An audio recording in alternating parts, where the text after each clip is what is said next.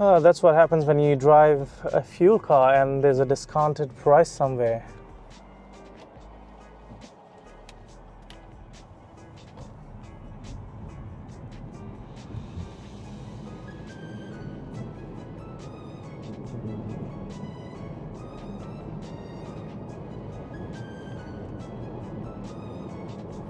Welcome back to another video. In this video we'll be talking about how the driving of a BYD Atto 3 feels like and give you a POV view of what it feels like when you're driving a BYD Atto 3. So currently I'm on a freeway, so let's turn on the cruise control. So to do that we'll need to hit this button here, and then to set it to the current speed you can hit the stock on this circular wheel towards upside, and that's going to set you to the current speed of the car. Although the car detects the speed sign, and as you can see it's 100, the car won't be able to set the cruise to 100 unless you're driving on it, or you can set to the desired limit by hitting the stock up and down. Now I can see the speed limit is reducing to 80, so let's bring it down. And currently the car's being activated to steer for me as well, which is this button. Like, you can hit this button to disengage it, and now I'm controlling the steering wheel, but rest of the features of the cruise control are controlled by the car. Turn it back on and see how it performs. I'm barely touching the steering wheel and it needs minimal input at this stage, and it's keeping me towards the center of the lane fairly well. Now the warning of please hold the steering wheel appears, and a little bit of force resolves that warning. So apart from the regular warnings or prompts to keep your hand on the steering wheel, which means apply some force to it, it keeps me in the center of the lane fairly well when there's clear lane markings. But the whole experience is not as good as I would want it to be, because the warning sound is quite annoying and intrusive. So let's take the Suburban route and see how the car performs there. I've taken it off the cruise control, and to turn it back on you either have to be running more than, I think, 30 kilometers per hour, or if you're stopped you can press the brake button and then engage the cruise again by hitting this reset button on the stock. But to engage it when the car in front of you moves, you have to actually hit the accelerator button or hit the stock up to let the car know that we are good to go and good to move. Now in this scenario, the steering wheel with this sharp turn, I was sure that not going to react well. That's why I had to take over. Now reset the cruise back to 60. It's a fairly comfortable ride.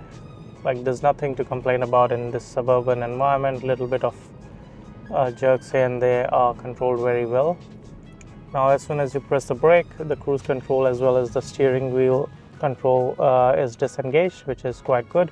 Now turn it back on, you can do the reset, which is hitting the stock up, which resets the cruise to the last known limit, which was set to 60, or you can hit the stock down, which will set the cruise limit to the current speed of the car, which let's say we're going at 50 or 49 and we hit it downwards, then it sets to the limit, which was currently 45. There's another thing which is good to know about this cruise control is, like, there's no increments of 1 kilometer per hour, it's only 5 kilometer per hour. So right now the cruise is set to 50. If I hit it up, it's going to set it to 55. So there's no way to go 1 kilometer per hour limit up or down, which is something to note. Like, it is not as annoying as I thought it would be, but it's something which we should be aware of, because in other cars, including Teslas, you can set your cruise limit to the increments of 1. Now let's re-engage the cruise. So when the lane markings are that wide, the car's working fine on the cruise, but it's not detecting that there's clear lane markings, hence the green signal for the steering wheel is not there, which means you are meant to be driving and managing the input of the steering wheel. Like, although it's quite good, but to be honest, I would need a bit more feedback on when the car actually detects the lane markings and when it doesn't for steering wheel assist, because it's something which you have to check back constantly, that is the car helping us assist the steering wheel or not. Like, it's quite subtle when it goes off and you wouldn't realize that you have to actually control the car. While in my other car, which is a Tesla, you would hear a sound warning, as well as you would be notified that cruise control is turned to a active cruise control from a autopilot setting, which is quite good, and I prefer that because it's clear without even looking at the screen that which mode of autopilot or assist I'm on. But other than that, like, it's fairly good. And in suburban environments, I actually take off the steering wheel assist from the car. That allows me to be on cruise, and it's a active cruise or adaptive cruise, which means if the car in front of me slows down, the car slows down on its own, and as soon as the car moves off, the car will take control of this acceleration and will accelerate accordingly. Like in this scenario, I never touch the brake or accelerator pedal and handle quite well.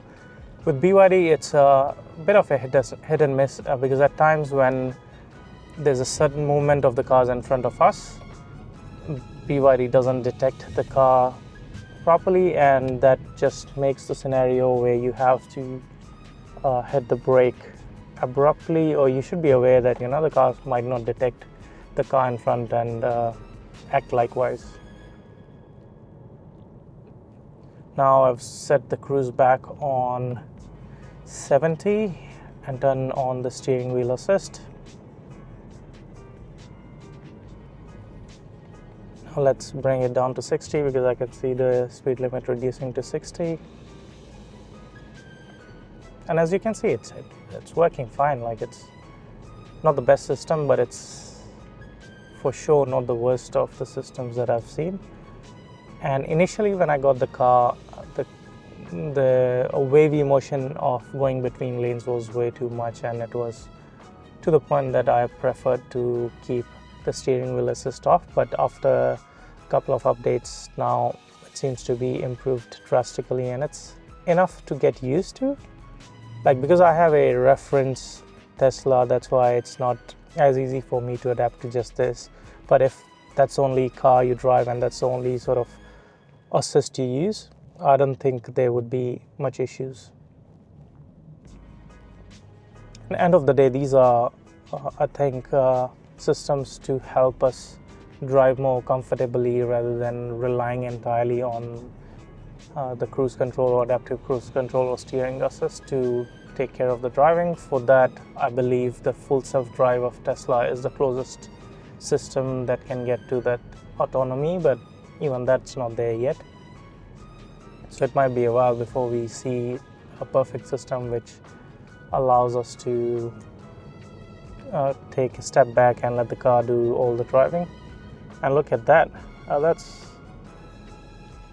That's what happens when you drive a fuel car and there's a discounted price somewhere. Like, there was literally a queue of fuel cars or petrol cars lined up to get their top up. And we always point out when that happens to electric cars on a holiday, if they're waiting for a charge, we always make a big news out of it. But I understand it's not like it's apples and oranges, because it's not equal time consuming. When we say to top up a fuel car, it might take 5 minutes, maybe 5 minutes walk in the station and 5 minutes to get off the petrol pump, so maybe 10 to 15 minutes time, whereas while you're charging your electric car, it definitely takes more than that, especially if you're charging to 80%. And if your car doesn't support the native infrastructure of charging a network like Tesla's, it's quite intuitive. You just take off the charger, plug it in.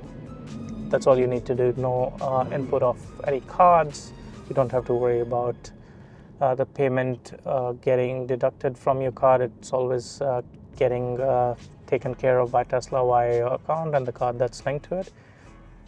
But I've recently actually was doing a charge with one of the bigger networks apart from Tesla's, which is EV.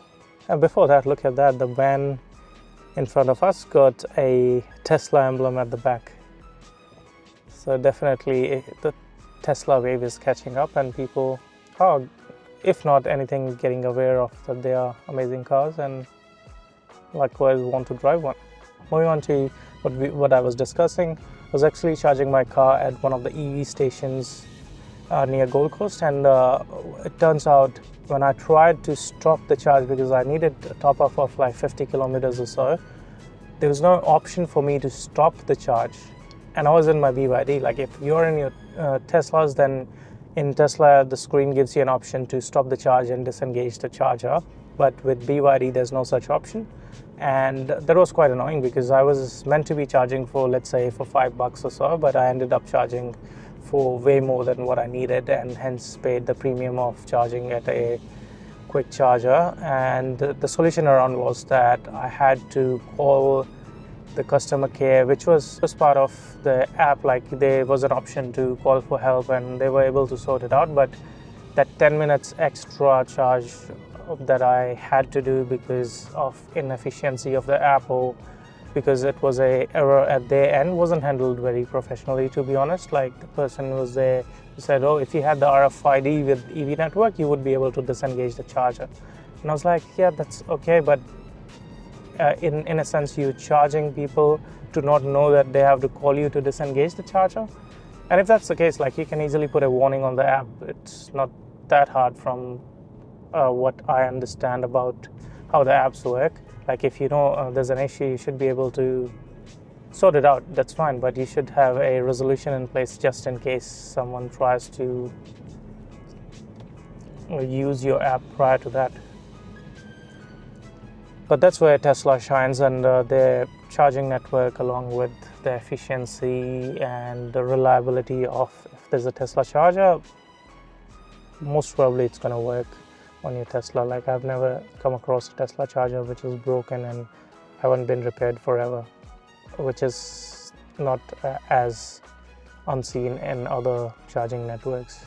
But coming back to the BYD Drive, apart from like the little warning, everything about the car's drive is quite comfortable. You can see from a bit of a higher, I think, viewpoint compared to a sedan, which is always welcome. And I think overall the drive of the car is comfy, the suspension is nice, and it suppresses the bumps quite well. The efficiency marking on the speedometer, as well as the prediction of the range, well, that's another thing with BYD. It shows 480 kilometers, and I believe it's a WLTP cycle, which is quite forgiving, and it predicts way more range than the car's actually going to do.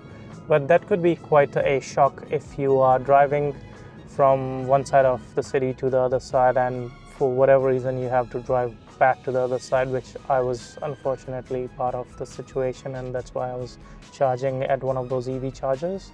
And that sort of unforeseen range and the reliability on the range meter is a bit not as good as I want it to be. Because with Teslas, like if it says 440 kilometers on the screen, I can trust it to be plus minus 10%. So I can rely on the car to do 400 kilometers easy.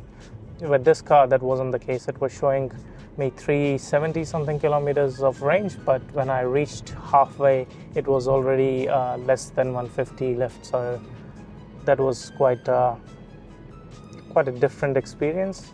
Like it's not unknown. Like if you're driving on a freeway with 110 kilometers of speed limit and headwind, sometimes you have to face those situations where you would need to count on such situations where you should be prepared about, like what would happen if you run out of charge, or the prediction of the meter is not correct. The other amazing thing about a BYD, or in fact many other cars, is like 360 camera systems, which is quite handy and helpful in situations like this, where you are parking in a quite challenging parking spot, whereas Teslas don't provide such a system, and this is quite impressive and comprehensive in BYD cars. Like, it is quite snappy. It might feel a bit laggy on camera, but it's quite snappy. And other trick around this which I found was, like, there's two options to manage which view you see. One is like these tiny icons, you can click on them to see what view you want to see, or if you're in this view, you can just tap on the side of the screen or the car, you would be able to see it.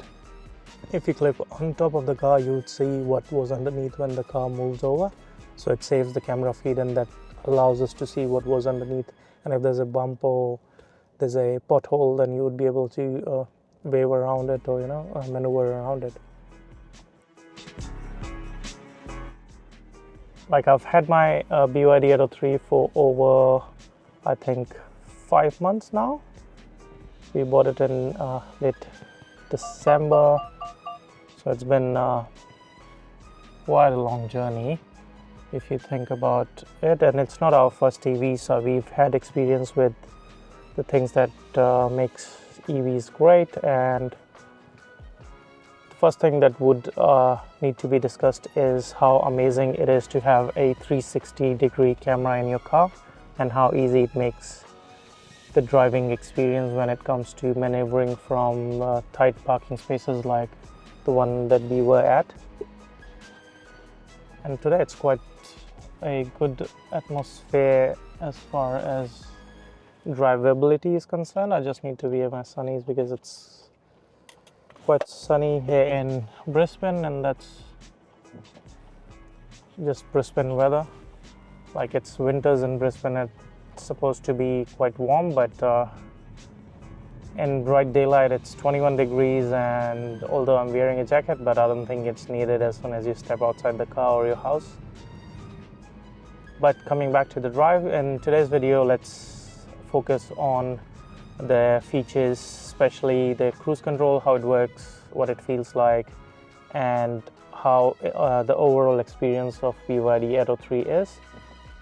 Starting from like the basic experience of driving the car, the gear stock is quite normal compared to the other cars which you have linear gears, like it's drive for back, reverse at the back, and the gear stock is quite normal, whereas in Tesla the stock is at a right hand side of your steering wheel, which is again normal if you're coming from a car like Mercedes, because I believe they have similar gear mechanism, although they have like 3 stocks from what I can remember when I last drove a Mercedes, but with the Tesla you just have 2. But let's focus on BYD Atto 3 and how it drives for this one. And I think I was meant to be going straight, but I think I know the place that I'm headed towards, so it should be fine if we continue on this road as well. It should get us there. So let's engage the cruise control and see how that works. Before we could do that, the light turned red, so let's just stop here and I'll show you how to engage it while you actually stopped at a signal. So this is the stock, or the button that you push to engage the cruise control, and you see a speed limit come there. But if you stop, you can hit the brake while pressing the brake button. You can still engage the cruise, and while you're moving above, I believe, 30 kilometers an hour, you have 2 options. Either you can set the cruise to the limit of the speed that's shown in your system here, or the speed of the car at the moment. Please switch to low V. So this was a warning saying please switch to low beam, because I just turned off my car headlights because I left my car on because I was charging my phone in the car while I went to shop something. And as soon as we passed under the bridge, the system was quick enough to notice that it's dark and we should have the headlights on for safety, and that's why the warning popped up. And that just shows how not intuitive, how quick BYD system is, although it should have picked up that it's not dark and it's just a second of passover that we were doing. But then again, better to have the warning that your lights are turned off. But moving back to engaging the cruise control, now we are at a red light. The cruise control is switched off because I hit the brake. Now to re-engage, you keep pressing the brake and you can use the stalk to re-engage the cruise. But now as you can see, the cruise is re-engaged, but we are at auto hold, which is represented by a sign. And even if I press any button, the car wouldn't move because it detects that there's nothing in front of us. But if there was a car in front of us and we had the cruise on and you hit this stalk, it will engage the cruise. But now we have to push the accelerator button to resume the cruise or autopilot sort of system, whatever BYD has. I think it's called traffic aware cruise control, which can be represented by the situation we just faced. Like there was a car that moved in front of us, the car slowed down, I didn't have to push brake or do anything, and as soon as the car moved, our car picked up the speed. Now this car doesn't actually react to speed limits, although it detects it, but the cruise control wouldn't make any adjustment to the speed limits to say, and so you have to do it manually, and you can hit the stalk up and down. And the other thing to notice here is the increments that the cruise control is changed is 5, and it cannot be like, you cannot increase the speed by 1 kilometer per hour or reduce it by the same. It has to be 5 kilometer I think plus and minus, which is fine once you're used to it. But initially I thought it would be better, like all the other cars, like if you would be able to press it lightly for 1 and keep holding it for increments of 5 or 10. But then again, it's something which is very minor when it comes to the cruise control. And as you can see, if there are clear lane markings, even in suburban environments, the car should be able to handle the little curves on the road. But as soon as you take off the hands off the steering wheel within, I believe 10 seconds or so, if the environment's too busy, the car gives us a warning of place your hand on the steering wheel, and what it says is please hold the steering wheel. And this time it just takes a minimal input of like moving the steering wheel left to right, just assuring the car that you are paying attention. But still, 10 seconds is a bit too, I think, less time.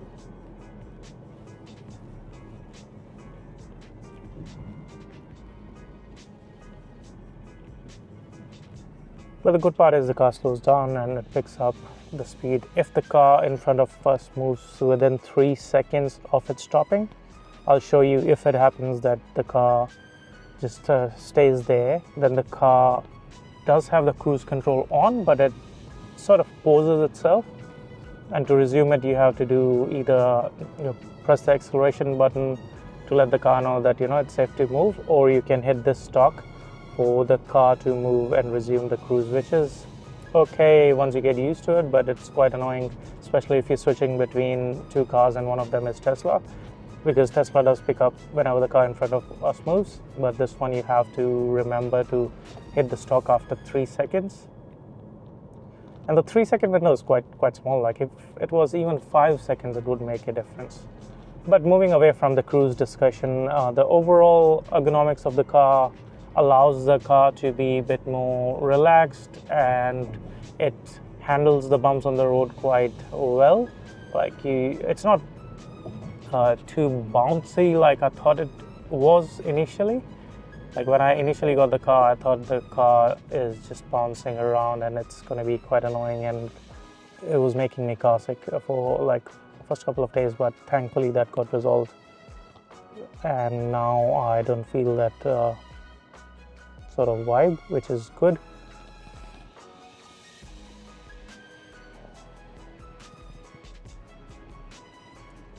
Now as soon as we resume the cruise control, the car would take control of the situation, and even if there's lane merges, it seems to be handling that situation fine.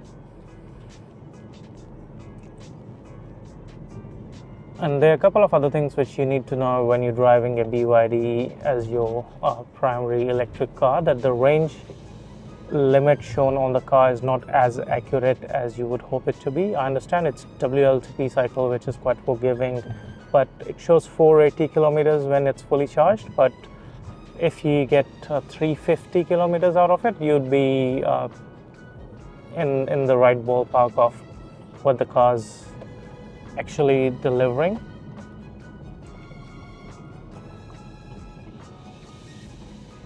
I do have some work on that side. I thought I'll do that first, but let's just go to the car wash and get that work done. So I'll just take a U-turn here and then go from there. Which brings me to the turning circle of this car, which is quite good for the size of the car. Like it turns it turns a nice short distance, which is quite handy, especially with the 360 cameras. It's quite good if you're in a tight situation. With the 360 camera, it's different from Tesla, because I believe if you are stopped or under 15 kilometers an hour, if you turn on the indicator, the feed would show you whichever side you turn on the indicator for.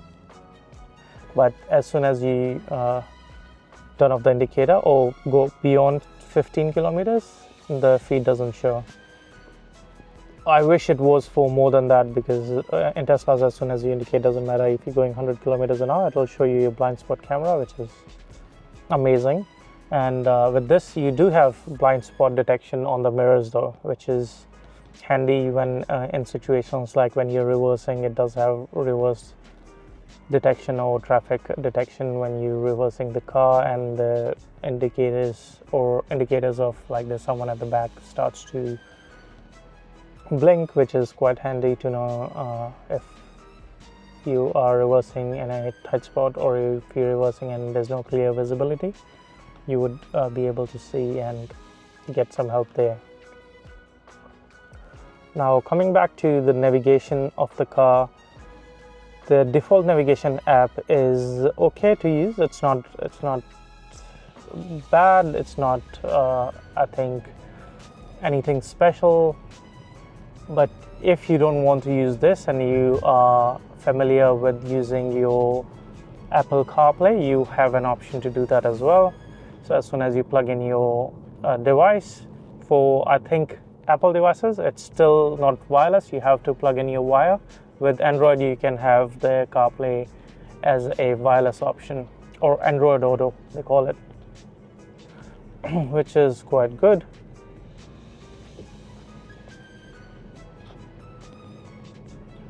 And the car's quite nice to drive in suburban environment for one more reason, because when you're driving in highways, you can feel the wind noise coming in a bit, and it could be like quite annoying if you don't have any music playing or things like that. But that's to be expected from a car which is otherwise silent, right? Like there's no motor running which is making noises, or there's no exhaust sounds. So overall, I think that's something which we expect when we buy into the electric lifestyle. But if your car does have some wind noise, it's a thing that you have to get used to. Like my Tesla does have better wind noise, I think, but overall road noise or the feeling of being isolated is better in this car when it comes to road noise.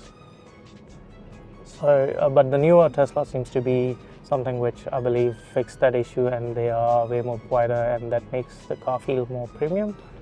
But overall, BYD Atto 3, I believe if that's the only car you have or you plan to drive, I don't think you would feel that to be an issue. It feels as good as it should be especially for the price. And I believe the new ones that's coming is even cheaper than this one, which is like I believe an amazing deal when it comes to buying any car. Like for around $45,000 you would be getting a car which is going to start to literally save you money, because if you think about it, if you buy a fuel car, as soon as you get out of the dealership you are paying money for the fuel. But for this one, that cost is reduced by I think 4 or 5 times if you driving using the charging network, and even more if you're driving using your home charging station. If you got solar at home, you're basically charging for free and traveling for free. So that's something which you also can get benefit of if you are lucky enough to be in a place where there's ample sunshine and you have that infrastructure of solar around you.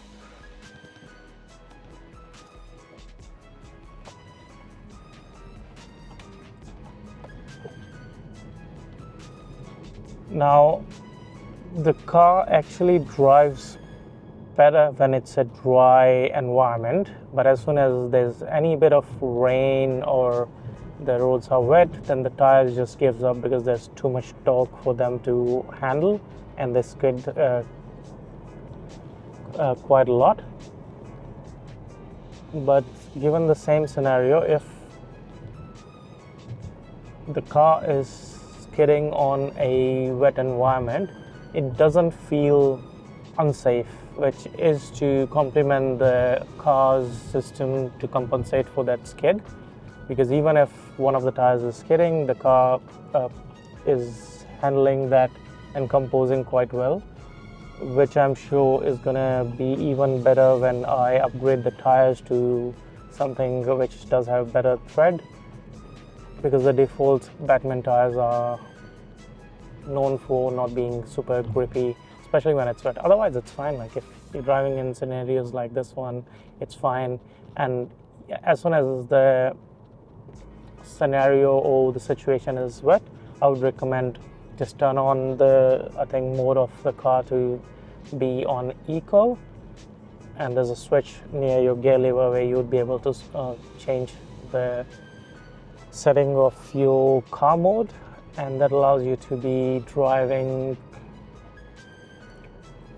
on eco, which reduces the torque, and it just makes the car feel a bit more, linear accelerating. It's still fast, like don't get me wrong, it's still faster than most of the cars on the road, especially if you're not driving a German built sports car or a Mercedes, BMW sort of things. It's still fast in its eco mode. It's quick enough, there's no jerks because there's no gears to switch, and that's just like a way to avoid those skids.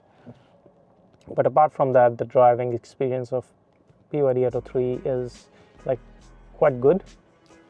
There's still heaps of things that you can learn while you're driving the car, like how to use the cruise control better, how to make sure to brake manually, because there's one more thing. What happens is, if the car in front of you moves away, the car takes quite a bit of time to assess the scenario and see the other car and detect and act accordingly, which is something you have to get used to. Like if there's a car in front of you, doesn't matter if you're driving in the same lane, the car actually drives quite well. And there was no car in front of you, but there's a curve on the road and there's cars there. The BYD Atto 3 doesn't detect them until it's too late, and then the braking of the car is quite harsh, which was something which we have to get used to. But that's to say, it's nature of the car. It's not something which would avoid me or make me not buy the car. It's something which you have to get used to. Alright, I think that's it for today's quick video, and hopefully you did like the video. And I'll just quickly give it a wash and then head back home. And I'll see you in the next video. Until then, take care, stay charged, drive safe, and I'll see you in the next one.